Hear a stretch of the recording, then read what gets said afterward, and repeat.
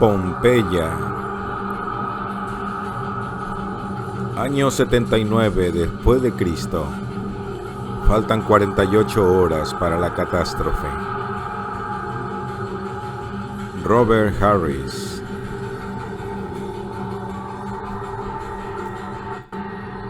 Parte 3.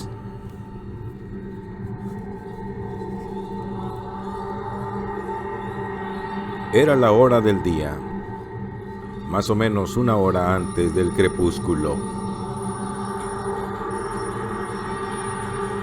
a la que la gente del Mediterráneo empezaba a salir de sus casas. Aún así, la ciudad no se había enfriado mucho. Las piedras parecían ladrillos recién sacados del horno. Las ancianas se sentaban en taburetes bajo sus porches y se abanicaban, mientras los hombres que llenaban las tabernas bebían y charlaban. Barbados, dálmatas y besios, egipcios con pendientes de oro, rubicundos germanos, cetrinos griegos y cilicios, enormes y forzudos nubios, negros como el carbón y con los ojos enrojecidos por el vino, también llegados de todos los rincones del imperio, todos ellos lo bastante desesperados, lo bastante ambiciosos o lo bastante estúpidos para estar dispuestos a vender 25 años de sus vidas encadenados a un remo a cambio de la ciudadanía romana. De algún punto del centro de la ciudad, cerca del puerto, llegaron las cantarinas notas de un órgano de agua. Corelia avivaba el paso, sujetándose la falda con ambas manos, mientras sus sandalias se deslizaban en silencio sobre las piedras. La esclava los precedía, y Atilio la seguía a grandes zancadas. Un centenar de pasos, se dijo. Está muy cerca. Quizá, pero siempre cuesta arriba.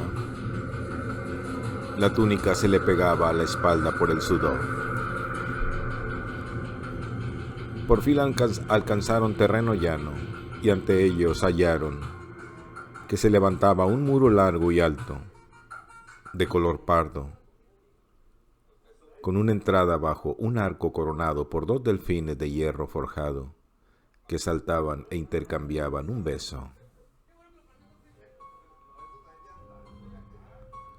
Las mujeres cruzaron a toda prisa la desguarnecida verja y Atilio, tras echar un vistazo alrededor, la siguió y pasó de una ruidosa y polvorienta realidad a un mundo azul y silencioso que lo dejó sin aliento. Turquesa, lapislázuli, índigo, zafiro, todos los matices de azul que la naturaleza era capaz de producir se extendían ante él en las aguas someras y cristalinas, en las oscuras profundidades y en el limpio horizonte y el claro cielo.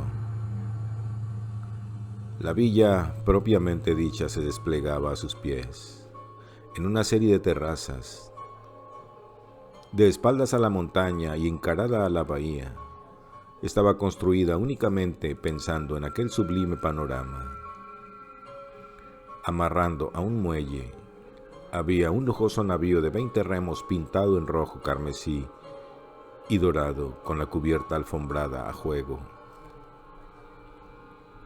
Apenas tuvo tiempo para registrar algo más, aparte del dominante azul, antes de volver a correr con Corelia, que iba al frente, conduciéndola entre estatuas, fuentes, cuidados céspedes y porzuelos de mosaicos con representaciones acuáticas, hasta que salieron a una terraza donde había una piscina también azul, enmarcada de mármol, que se proyectaba hacia el mar.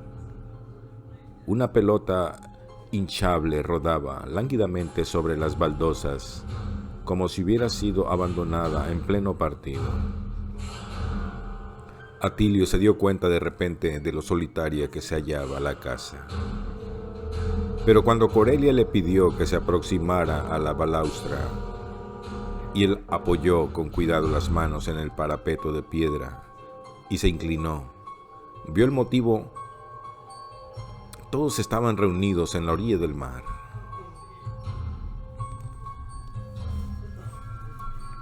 Su mente tardó unos segundos en asimilar los elementos de la escena. Tal como había supuesto, el lugar era una pesquería, pero mucho más grande de lo que había imaginado y más vieja. Además, a juzgar por su aspecto, probablemente se había construido en los decadentes años de la República, cuando se había puesto la moda tener peces. La componían una serie de muros que formaban estanques rectangulares. La superficie de uno de ellos estaba llena de peces muertos.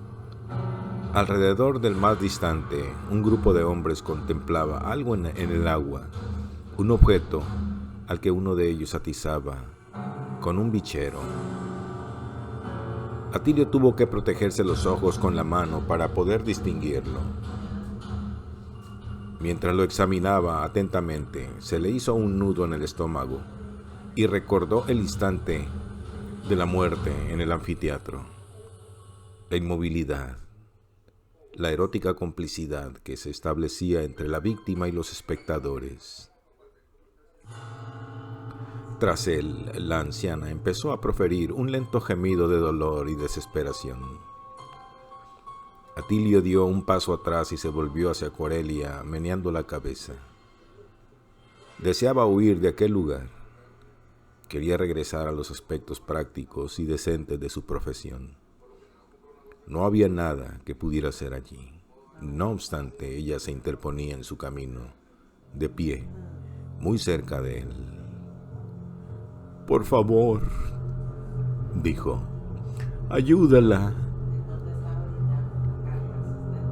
Sus ojos eran azules, más azules de los de la propia Sabina, tanto que parecían recoger todo el azul de la bahía y devolvérselo.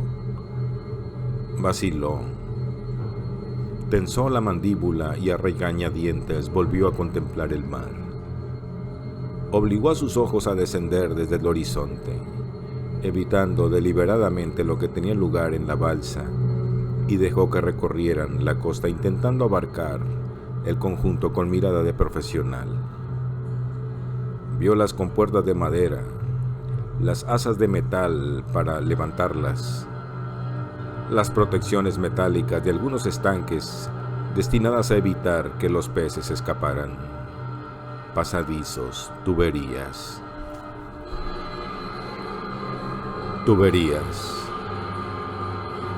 Se detuvo. Luego dio media vuelta y observó la colina.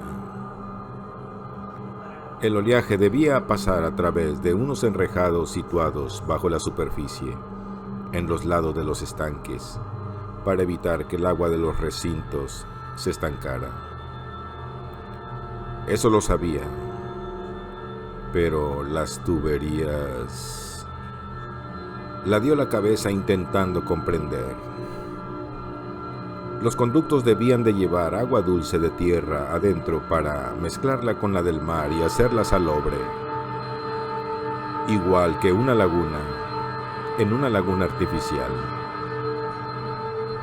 El entorno perfecto para criar peces. Y el pez más delicado de criar, el más sensible, el manjar reservado solo para los más ricos, era el salmonete rojo. Preguntó en voz baja: ¿dónde se conecta el acueducto con la casa? Corelia negó con la cabeza. No lo sé. Tiene que ser grande, pensó Atilio. para un lugar así. Se arrodilló al lado de la piscina, recogió un poco de agua en la palma de la mano y la probó. Ceñudo, paladeándola igual que un catador experto en vinos. Estaba limpia, a su juicio. Sin embargo, eso no quería decir nada necesariamente. Intentó recordar cuándo había sido la última vez que había comprobado el flujo del acueducto. No lo había hecho desde la noche del día anterior, antes de irse a la cama. ¿A qué hora murieron los peces? Corelia interrogó con la mirada a la anciana.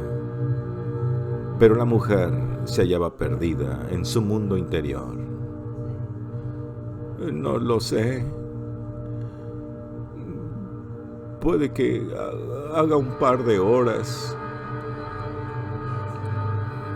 2 horas. Atilio saltó por encima de la balaustrada hasta la terraza inferior y echó a andar a grandes zancadas hacia la orilla. Al borde del agua, la diversión no había estado a la altura de lo que había prometido. Pero, ¿qué lo estaba en aquellos días? Ampliato percibía cada vez con mayor frecuencia que había alcanzado un punto. ¿A causa de la edad, de la riqueza? En que la excitación que le despertaba, la expectación resultaba siempre más exquisita que el vacío que le proporcionaba satisfacerla. La voz de la víctima que gritaba, la salpicadura de sangre y luego, ¿qué? Solo una muerte más. La mejor parte había sido el principio. La lenta preparación seguida del largo momento en que el esclavo simplemente había flotado inmóvil en el agua, con el rostro apenas sobresaliendo de la superficie, concentrándose para no atraer la atención de lo que nadaba bajo él. Eso había sido divertido. Aún así, los segundos se habían hecho interminables bajo aquel calor, y Ampliato había empezado a pensar que aquella historia de las morenas no era más que una exageración y que Bedio Polio no tenía tanto estilo como imaginaba. Pero no siempre se podía confiar en la aristocracia. Justo cuando se disponía a abandonar el espectáculo, el agua había empezado a agitarse y de repente, ¡plop! El rostro había desaparecido, igual que el flotador de un sedal, para resurgir duramente un breve instante con una expresión de sorpresa y hundirse irremisiblemente. Retrospectivamente considerado, esa expresión había sido el clímax. El resto, con aquel calor del atardecer, había resultado más bien desagradable de contemplar. Ampliato se quitó el sombrero de paja, se abanicó con él y observó a su hijo. Celsino parecía estar mirándolo fijamente hacia adelante, pero en realidad tenía los ojos cerrados, lo cual era típico del chico. Siempre parecía obedecer, pero resultaba fácil comprobar que lo hacía mecánicamente y que su intención se encontraba en otra parte. Su padre le hundió un dedo en las costillas. Los ojos del chico se abrieron de golpe. ¿Qué tendría en la cabeza? Algún tipo de basura oriental, sin duda. Se culpó a sí mismo. Cuando el muchacho tenía 6 años, y de eso hacía ya 12, Ampliato había hecho construir pagando de su propio bolsillo un templo en Pompeya dedicado al culto a Isis. Siendo un esclavo, no habría estado bien visto que lo dedicara a Júpiter, el mejor y el más grande, a la madre Venus ni a ninguna de las sagradas deidades guardianas. Pero Isis era egipcia, una diosa adecuada para mujeres, peluqueros, actores, perfumistas y gente de ese tipo. Había presentado el edificio en nombre de Celsino con la intención de introducir al muchacho en el Consejo de Gobierno de Pompeya. Lo que no previó fue que Celsino se lo tomaría tan en serio. Pero eso había hecho el chico. Sin duda, sus cavilaciones iban en aquel instante en esa dirección, hacia Osiris, el dios Sol, esposo de Isis, que todas las noches es encadenado al atardecer por su traidor hermano, Set, el portador de la oscuridad. Hacia el modo en que todos los hombres, al morir, son juzgados por el soberano del reino de los muertos y, si son hallados justos de corazón, reciben la vida eterna para resurgir al amanecer, como Horus, el heredero de Osiris y Sol vengador, portador de la luz. ¿De verdad creía Celsino en aquellas palabrerías para mujeres? ¿Realmente pensaba que, por ejemplo, aquel esclavo a medio devorar podía regresar de su muerte al ponerse el sol y llevar a cabo su venganza al amanecer?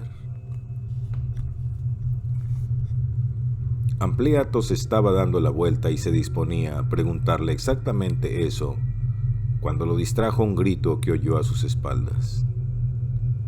Entre los esclavos allí reunidos se produjo una agitación y Ampliato se volvió aún más en su sillón. Un hombre al que no conocía se acercaba a grandes pasos desde la villa, agitando un brazo en alto y gritando. Los principios de la ingeniería eran simples, universales e impersonales. Tanto en Roma como en Galia o Campania. Y eso era lo que a Atilio le gustaba de ellos. Incluso mientras corría, se estaba haciendo una idea de lo que no podía ver. La canalización principal del acueducto debía de hallarse en la colina, tras la villa, enterrada medio metro bajo la superficie a lo largo de un eje norte-sur, desde Bahías hasta Piscina Mirabilis. Y quienquiera que hubiera sido el propietario de la villa, cuando el Aqua Augusta fue construido, hacía más de un siglo, sin duda había conectado dos canalizaciones. Una alimentaba la gran cisterna de la casa, la piscina y las fuentes del jardín. De modo que si se había producido alguna contaminación en la línea principal, podía tardar todo un día en manifestarse, dependiendo del tamaño del depósito. Pero la otra debía de llevar una parte del agua del Augusta directamente a la pesquería y a la balsa. Cualquier problema con el acueducto tendría allí una repercusión inmediata. Ante él, la escena de la carnicería estaba empezando a perfilarse con claridad. El propietario de la casa, Ampliato, seguramente, que se levantaba de su asiento sorprendido. Los espectadores, en ese instante de espaldas a la balsa, todos los ojos fijos en él mientras bajaba a toda prisa el último tramo de escalones. Corrió por el camino de la pesquería, aminorando la marcha a medida que se acercaba a Ampliato, pero sin detenerse. «¡Sacadlo!», ordenó mientras pasaba a su lado. Ampliato, con el enjuto rostro lívido de ira, gritó algo a su espalda y Atilio se volvió. Sin dejar de trotar, retrocedió e hizo un gesto de súplica. Por favor, sacadlo. Boquiabierto, pero miramente a Atilio. El millonario alzó lentamente la mano. Un gesto enigmático que, sin embargo, desencadenó una serie de actividades, como si todo el mundo hubiera estado esperando exactamente esa señal. El mayordomo de la casa se llevó 2 dedos a la boca, silbó al esclavo del bichero y le hizo un gesto hacia arriba con la mano, ante el cual éste llevó el extremo del palo hasta la superficie, lo enganchó en alto y empezó a arrastrarlo. Atilio se encontraba casi al lado de las tuberías. De cerca resultaban más grandes de lo que había creído en la terraza. Eran las terracota 2, de casi medio metro de diámetro. Salían de la pendiente, atravesaban la rampa juntas, se separaban al llegar a la orilla y allí tomaban direcciones opuestas, a ambos lados de la pesquería. Cada una contaba con una tosca abertura de inspección, un trozo de tubería de medio metro cortado por la mitad. Y cuando llegó hasta ella, vio que una había sido movida y mal repuesta en su sitio. Al lado había un cincel, como si quienquiera que lo había estado utilizando hubiera sido interrumpido. Atilio se arrodilló y encajó la herramienta en la rendija, moviéndola hacia arriba y hacia abajo. Luego la giró, de manera que consiguió espacio suficiente para poder meter los dedos bajo la tapa y levantarla. La apartó sin preocuparse de lo que pasaba. Tenía el rostro justo encima de la corriente de agua y lo olió de inmediato. Aún liberado del estrecho espacio de la tubería, resultaba lo bastante intenso para producirle arcadas. El inconfundible olor a podrido, a huevos podridos, el aliento de Hades, azufre. El esclavo estaba muerto. Eso saltaba a la vista incluso desde la distancia. Atilio, agachado junto a la tubería, vio que sacaban los restos de la balsa de las morenas y los metían en un saco. Y también que el público se dispersaba y regresaba caminando con desgana a la villa al tiempo que la mujer de grises cabellos se abría paso entre ellos en la dirección contraria, hacia el mar. Los otros evitaron mirarla y la dejaron vía libre como si fuera una apestada. Cuando llegó al cadáver, alzó las manos al cielo y empezó a balancearse silenciosamente. Ampliato no había reparado en ella, sino que caminaba decididamente hacia Atilio. Corelia lo seguía junto con un joven que se le parecía, su hermano probablemente, y otros más. Alguno de los hombres llevaba cuchillos al cinto. El ingeniero fijó su atención en el agua. ¿Acaso se trataba de su imaginación o era cierto que la presión disminuía? El olor resultaba mucho menos penetrante con la tranquila abierta. Metió las manos en la corriente, ceñudo, intentando calcular su fuerza mientras ésta se retorcía entre sus dedos, igual que un músculo, como algo vivo. En una ocasión, siendo niño, había visto matar a un elefante en los juegos circenses, acosado por arqueros y lanceros vestidos con pieles de leopardo. Sin embargo, más que la caza, lo que le había impresionado había sido el modo en que el cuidador del animal, que seguramente había acompañado a la bestia desde África, se había agachado junto a la oreja cuando se derrumbó en el suelo y le había susurrado. Así se sentía en aquel momento. El acueducto El inmenso Aqua Augusta parecía estar muriéndose en sus manos. Una voz dijo: «Te hallas en mi propiedad». Alzó la vista y vio que Ampliato lo miraba fijamente. El propietario de la villa debía de tener unos 50 años. Era bajo, pero fuerte y ancho de espaldas. «En mi propiedad», repitió Ampliato. «¿Su propiedad? Sí, pero el agua es propiedad del emperador». Atilio se puso en pie mientras se secaba las manos en la túnica.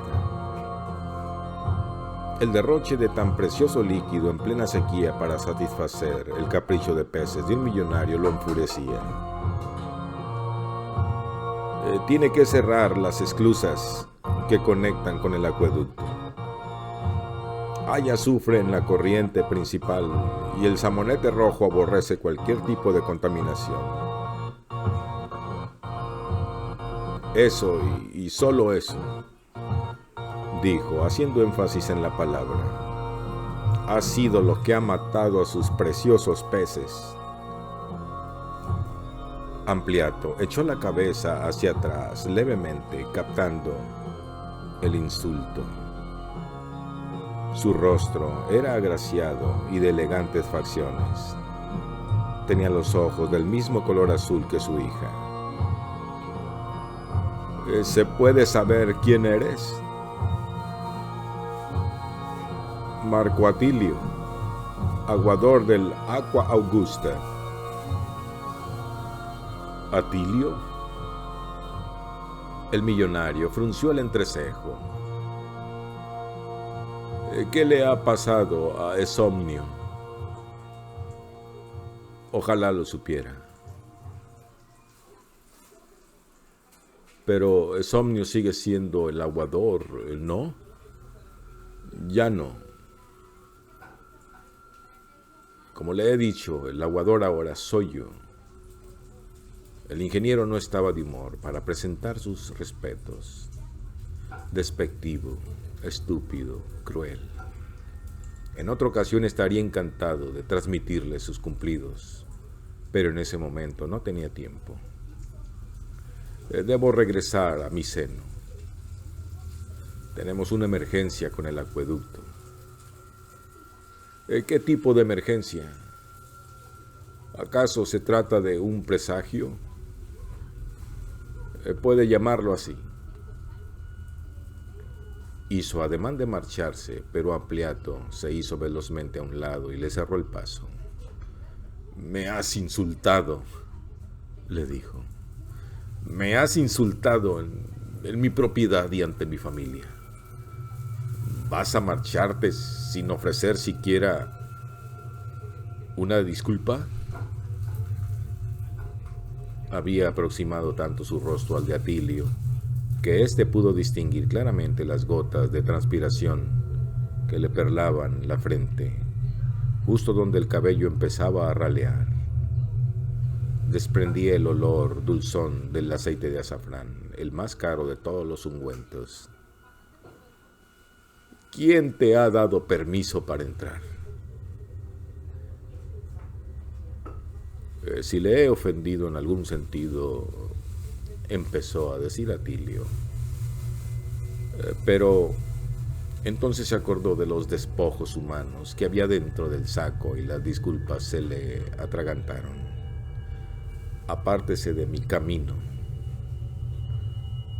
Intentó abrirse paso, pero Ampliato lo agarró del brazo y alguien sacó un cuchillo. Atilio se dio cuenta de que un paso más, un solo empujón, y todo habría terminado. «Ha venido por mí, padre. Yo le pedí que hiciera». «¿Qué?» Ampliato se dio la vuelta para enfrentarse con Corelia. Atilio nunca supo cuál habría sido la reacción del padre o si éste le habría golpeado, porque en ese instante sonó un grito desgarrador. Avanzando por la rampa, se acercaba la anciana de grises cabellos. Se había manchado la cara, los brazos y la ropa con la sangre de su hijo, y su mano apuntaba hacia adelante con el primero y último de sus huesudos y bronceados dedos rígidamente extendidos. Gritaba en un idioma que Atilio no entendía. Sin embargo, no le hacía falta conocerlo.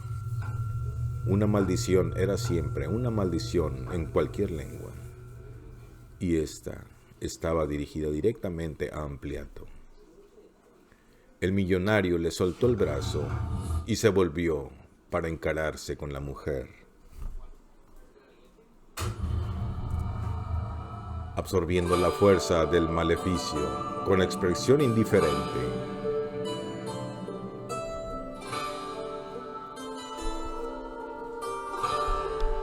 Luego, cuando el torrente de improperios empezó a menguar, se echó a reír. Atilio miró de reojo a Corelia, que le respondió con un movimiento afirmativo de la cabeza, apenas perceptible, al tiempo que le señalaba a la villa con los ojos. No me pasará nada, parecía estar diciendo. Márchate. Aquello fue lo último que el ingeniero vio y escuchó antes de dar la espalda a la escena y empezar a remontar el sendero que conducía a la casa. 2, 3 peldaños a la vez corriendo con una pierna que le parecían de plomo, igual que un hombre huyendo de un sueño.